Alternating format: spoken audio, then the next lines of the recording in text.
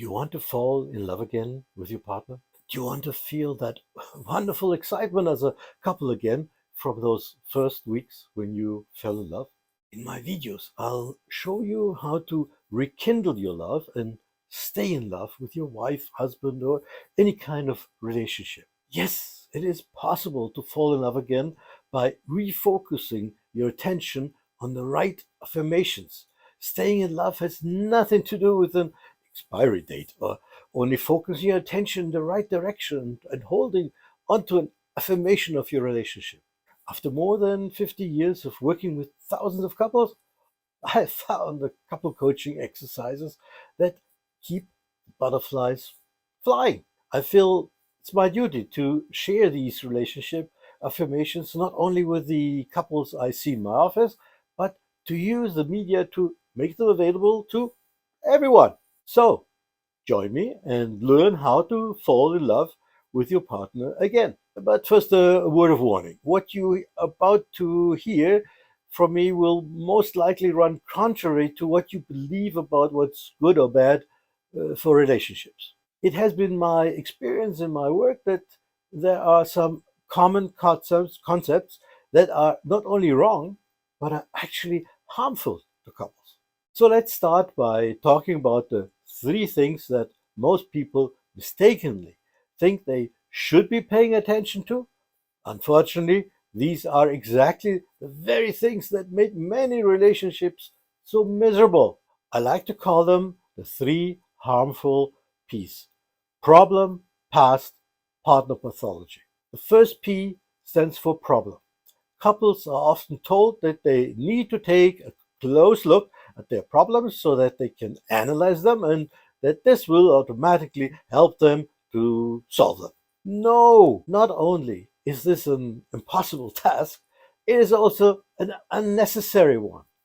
Relationships are far too complicated to understand, especially not by two judges who are both biased towards their own innocence. And even if it were possible to get to the real cause, it would still leave the couples trying to agree on what each needs to do to fix it. Therefore, in real life, when couples focus on the relationship problem, they often end up fighting over each other's explanation in addition to the one they're trying to solve.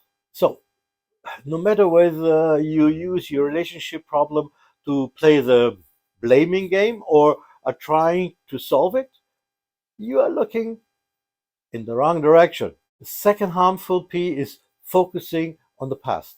When a couple attempts to reconstruct a situation that happened some time ago in their relationship, they mistakenly assume that they both experienced the same situation. They did not. Not only did they experience it in different ways, but they also saw it from opposite angles. And nobody sees his own facial expression during an angry discussion with his partner.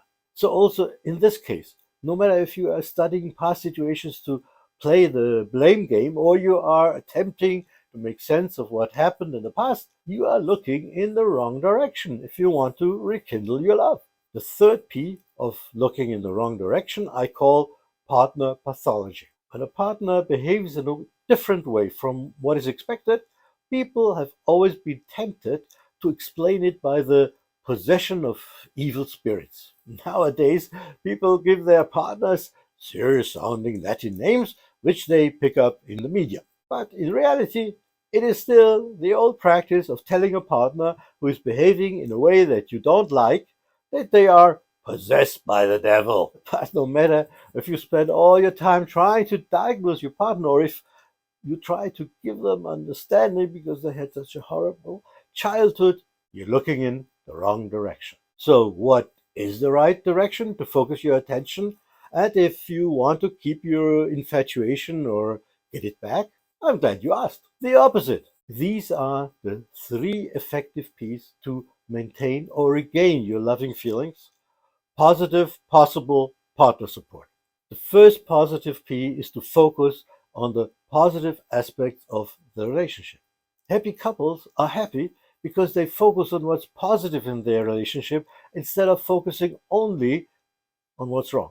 The second P is for possible. Couples who are enjoying their relationship do not get caught up in the question of who did what and when, or whether it was justified or not, but instead look forward to how their relationship can get even better.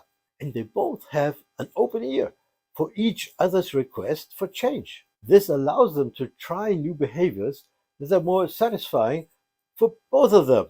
In other words, they don't just have endless discussions about what is, but rather try new things to find out what is possible. Finally, the third positive P stands for partner support. Yes, your partner needs your support in order to be able to be supportive to you. This is the advantage of a relationship over living alone. Happy couples are confident that it is in their own best interest to support their partner, that a strong partner will support them if needed in the future. They don't just demand things from their partner, they also feel responsible for making things easier for their partner so that he or she can actually fulfill their wishes. So, when you hear of couples who have lived happily ever after, it is likely they were intuitively looking in the right direction. And they may attribute it to good luck rather than claiming that they worked for it.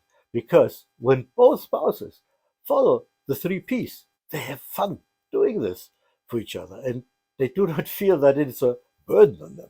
No, you can't make yourself fall in love with your partner again. But by looking in the right direction in your relationship, you will make it more likely that the butterflies in your tummy will wake up again. Why is it that so many couples are looking in the wrong direction? Sadly, they are told everywhere that problems are solved by solving problems. But this is like babies trying to untie a knot by pulling the strings.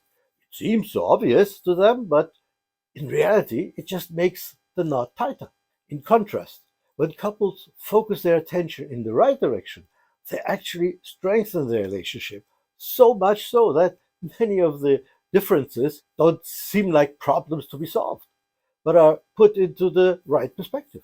Trivial decisions become just that, trivial decisions that can be resolved either way, or no one cares. Or both partners can laugh about their different quirks. Yes, life sometimes requires serious decisions, having another child, moving to a new location, and so on. Couples who observe the three effective P's are more creative in finding solutions that offer a third alternative to the two each brings to the table. Instead of wasting energy in a tug of war over whose idea is best, they use their saved energy to come up with more solutions that not only serve their own interests, but also the interests of their loved one. So a change of focus in the right direction is a piece of cake? No. The perspective that is beneficial to the relationship is easy to explain, but the wrong perspective is so ingrained that it is very difficult to turn around. Fortunately, after years of trying, I have found a way for couples to train themselves to use the more constructive view in their relationship. I call it Love 101. For 4 weeks, take 1 minute a day to ask yourself, what was a little nice moment in our relationship in the last 24 hours? Write it down and share it with your partner once a week. Or make it your daily good morning or good night message to your partner. It has been proven in a number of studies that this will automatically turn your thinking in the positive direction that I've just described. And it can actually get those butterflies in your tummy to start flapping their wings once again. The best part is that it works even if you are the only one who starts this habit by simply writing down the beautiful moments in your private journal. So, what are you waiting for? The best place for starting anything is now. And if you are a regular viewer of my videos, I will give you little hints and tips to keep your relationship on the right track.